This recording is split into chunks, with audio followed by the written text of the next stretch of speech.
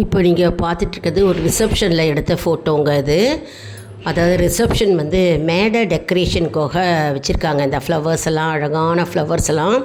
அதனால தான் உங்களுக்கு வீடியோ வந்து ரெகுலராக வந்திருக்காது. இனிமேல் வீடியோஸ் எல்லாம் ரெகுலராக வருங்க. மேரேஜ் ஃபங்க்ஷன் போயிருந்தோம், அந்த ரிசப்ஷன் அட்டென்ட் பண்ணோம். அப்போது வந்து இந்த க்ரீன் லீவ்ஸ், அது அப்புறம் red colour flowers, white colour flowers, pink colour flowers அதெல்லாம் வச்சுருந்து அவங்க அழகாக அதை ஒன்றோடி ஒன்றை கூத்து அழகாக மேடையில் வந்து கார்லண்ட் மாதிரி செஞ்சு டெக்கரேட் பண்ண போகிறாங்களாம். அதுதான் எடுத்து வச்சுருந்தாங்க. ரொம்ப அழகாக இருந்தது. அதனால தான் இதை ஷூட் பண்ணேன் நான் உங்களுக்கு காட்டுறதுக்கோசரம். ரொம்ப அருமையாக இருந்ததுங்க. இந்த ஒயிட்டு, ரெட்டு, ரோஸு, பச்சை லீவ்ஸு மிடில் வச்சு அவங்க த்ரெட்டு வச்சு கோப்பாங்களாம். மேரேஜ் ஃபங்க்ஷன் ரொம்ப ஜாலியாகவே என்ஜாய் பண்ணோம். வணக்கம், all in one zone devotion சேனலுக்கு உங்களை அன்புடன் வரவேற்கிறேன். இன்றைக்கி நம்மளுடைய சேனலில் நாகதோஷத்தை நிவர்த்தி செய்யும் தட்சிணாமூர்த்தியை பற்றி தான் நம்ம முழு விவரமாக பார்க்க போகிறோங்க. அதாவது நாகதோஷம் இருக்கிறவங்க வந்து தட்சிணாமூர்த்தி என்கிறவர் வந்து நிவர்த்தி செய்யலாம். அதற்கு முன்னால் நம்முடைய சேனலை தான் ஃபர்ஸ்ட் டைம் பார்க்குறவங்களா இருந்தாலும் சரி, சப்ஸ்கிரைப் பண்ணாமல் பார்க்குறவங்களா இருந்தாலும் சரி, நம்ம சேனலை சப்ஸ்கிரைப் பண்ணிக்கோங்க. கூடவே இந்த பெல் பட்டனை ப்ரெஸ் பண்ணிக்கோங்க. ஆல் என்கின்ற ஆப்ஷனையும் ப்ரெஸ் பண்ணிக்கோங்க. அப்போ தான் நான் போடுற வீடியோஸ் எல்லாம் உங்களுக்கு உடனுக்குடன் நோட்டிஃபிகேஷனில் மிஸ் பண்ணாமல் தெரிய வரும். சரி வாங்க, இப்போ நம்ம வீடியோக்குள்ளே போகலாம். ஸ்கிப் பண்ணாமல் பாருங்கள், அப்போ தான் உங்களுக்கு முழு விவரமும் உங்களுக்கு தெரிய வரும். இது ரொம்பவே யூஸ்ஃபுல்லாக இருக்குங்க. யாருக்கெல்லாம் நாகதோஷம் இருக்கோ, சர்ப்பதோஷம் இருக்கோ, அவங்கெல்லாம் வந்து இப்படி வழிபட்டு உங்களுடைய தோஷத்தை நிவர்த்தி செய்யலாம். அதனால் ஸ்கிப் பண்ணாமல் நம்ம வீடியோவை பாருங்கள், கடைசி வரைக்கும் பாருங்கள். அதாவது தட்சிணாமூர்த்தி என்கின்றவர் வந்து சிவபெருமானுடைய 64 வடிவங்கள் இருக்குங்க. சிவபெருமானுடைய 64 வடிவங்களில் ஒருவராக இந்த தட்சிணாமூர்த்தி திகழ்கிறார். இந்த தட்சிணாமூர்த்தி வந்து தெற்கே நோக்கி அமர்ந்திருப்பதால் இவருக்கு தட்சிணாமூர்த்தி என்று பெயர் வழங்கப்படுகிறது. அது மட்டும் இல்லைங்க, தேவர்களாலும் மற்றும் குருவாலும் பிரகஸ்பதி என்கின்ற குருவே வந்து அவருக்கே குருவாக திகழ்கிறார் இந்த தட்சிணாமூர்த்தி. ஆகவே நாகதோஷத்தை எந்த இடத்துல இந்த தட்சிணாமூர்த்தி வந்து நிவர்த்தி செய்கிறார் என்பதை நம்ம இப்போ முழு விவரமாக பார்க்கலாம். அதாவது தஞ்சாவூர்லேருந்து 19 கிலோமீட்டர் தாண்டி ஒரு ஆறு இருக்குங்க. இந்த ஆற்றங்கரையில் வந்து திருமானூர் அப்படின்ற கைலாசநாதர் கோவில் இருக்குது. அந்த கைலாசநாதர் கோவிலில் வந்து தட்சிணாமூர்த்தி இருக்கிறார். அந்த தட்சிணாமூர்த்தி தான் நாகதோஷத்தை நிவர்த்தி செய்கின்ற மூர்த்தியாக திகழ்கிறார். இந்த கைலாசநாதர் கோவில் வந்து 900 ஆண்டுகள் வந்து பழமை வாய்ந்த கோவிலாக விளங்குகிறதுங்க. அது மட்டும் இல்லைங்க, இறைவனையும் இறைவியும் ஒரு சேராக நாம் தரிசிக்க முடியும் என்பது புராணங்கள் கூறுகிறது. அப்படி சன்னதிகள் அனைத்தும் அங்கு இருக்கிறது என்பது வந்து தனி சிறப்பாக விளங்குகிறது. இந்த கோவிலில் பார்த்தோம்னா வெளிப்பிரகாரத்தில் தட்சிணாமூர்த்தி வந்து வலது கையில் வந்து சின்முத்திரையும் ஜபமாலையும் வைத்திருப்பாராம். இடது கையில் வந்து ஓலைச்சுவடியும் உடுக்கையும் வைத்திருப்பாராம். அக்னி பிழம்பு ஏந்திரிப்பாராம். மற்றும் காலில் வந்து முயலகன் மீது வந்து காலை அழுத்தி வைத்திருப்பார் என்ற கோலத்தை நம்ம வந்து அந்த கோவிலில் நம்ம காணலாம்ங்க. மேலும் சனகாதி முனிவர்கள் என்று 4 பேர் வந்து அவருடைய பாதத்தின் அடியில் இருப்பார்களாம். அதாவது சனகாதி முனிவர்கள் 4 பேருக்கும் வந்து வேதத்தின் விளக்கத்தை வந்து கூறியிருக்கிறார்.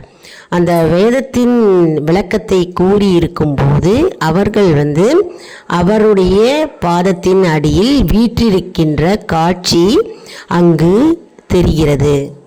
இந்த சிவன் கோவிலில் வந்து தட்சிணாமூர்த்தி தென் திசை நோக்கி வீற்றிருப்பதால் இவரை வணங்கிட கண்மம், மாயை போன்றவைகள் வந்து நீங்கி நமக்கு இறைவனோடு ஐக்கியமாகலாம். தட்சிணாமூர்த்தியை வணங்குவதால் நம்முடைய வாழ்க்கையில் வெற்றி மேல் வெற்றி உண்டாகும் மற்றும் நமக்கு வேண்டியது அனைத்தும் நிறைவேறும் மற்றும் வாக்கு வன்மை உண்டாகும்.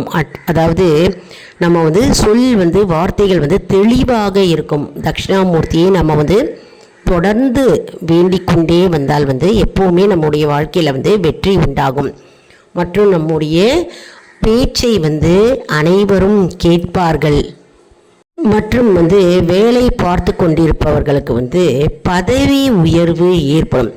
அதாவது ப்ரொமோஷன் கிடைக்கும் மற்றும் தொழில் வியாபாரம் செய்பவர்களுக்கு லாபம் ஏற்படும். அதாவது நிறைய லாபங்கள் மேலும் மேலும் வருமானம் அதிகரித்து கொண்டே இருக்கும். இப்போ நாகதோஷத்தை பற்றி நம்ம பார்க்கலாம். அதாவது பொதுவாக தட்சிணாமூர்த்தி பகவானுடைய காலில் முயலகன் கையில் கத்தியும் கேளையும் தான் இருக்கும். ஆனால் இந்த கைலாசநாதர் கோவிலில் பார்த்தோம்னா தட்சிணாமூர்த்தியின் காலடியில் இருக்கின்ற முயலகன் கையில் பாம்பு இருக்கும். இந்த தட்சிணாமூர்த்தி கோலத்தை நம்ம எங்கேயுமே பார்த்துருக்க முடியாதுங்க. எந்த கோவில்லையுமே நம்ம பார்க்க முடியாது. இந்த அரிய கோலத்தை நம்ம இந்த கைலாசநாதர் கோவிலில் தான் நம்ம காண முடியும். அதனால தான் நம்ம இந்த கோவிலில் இந்த தட்சிணாமூர்த்தியை நம்ம வணங்கினால் நம்முடைய நாகதோஷம் நீங்கும் என்பது ஐதீகம். அதாவது வியாழக்கிழமை தோறும் நம்ம இந்த தலத்துக்கு நம்ம இந்த கைலாசநாதர் கோவிலில் இருக்கின்ற தட்சிணாமூர்த்திக்கு நம்ம விளக்கேற்றி வழிபட்டு வந்தால் நம்முடைய நாகதோஷம் நீங்கும் என்பது ஐதீகம். மேலும் நாகதோஷ நிவர்த்தி ஸ்தலமாக இந்த ஸ்தலம் விளங்குகிறது.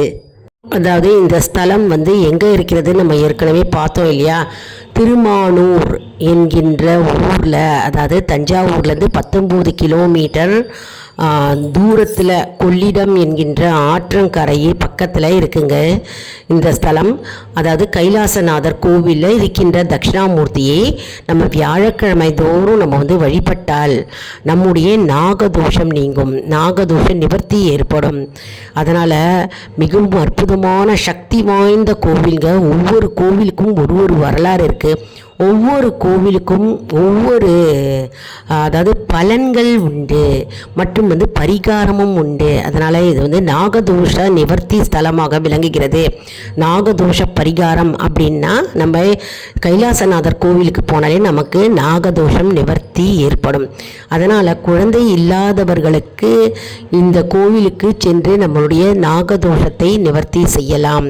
மற்றும் அற்புதமான சக்தி வாய்ந்த கோவில்கள். எப்போலாம் நேரம் இருக்கோ இந்த கோவிலுக்கு குடும்பத்தோடு போய் தட்சிணாமூர்த்தியை வழிபடுங்கள்.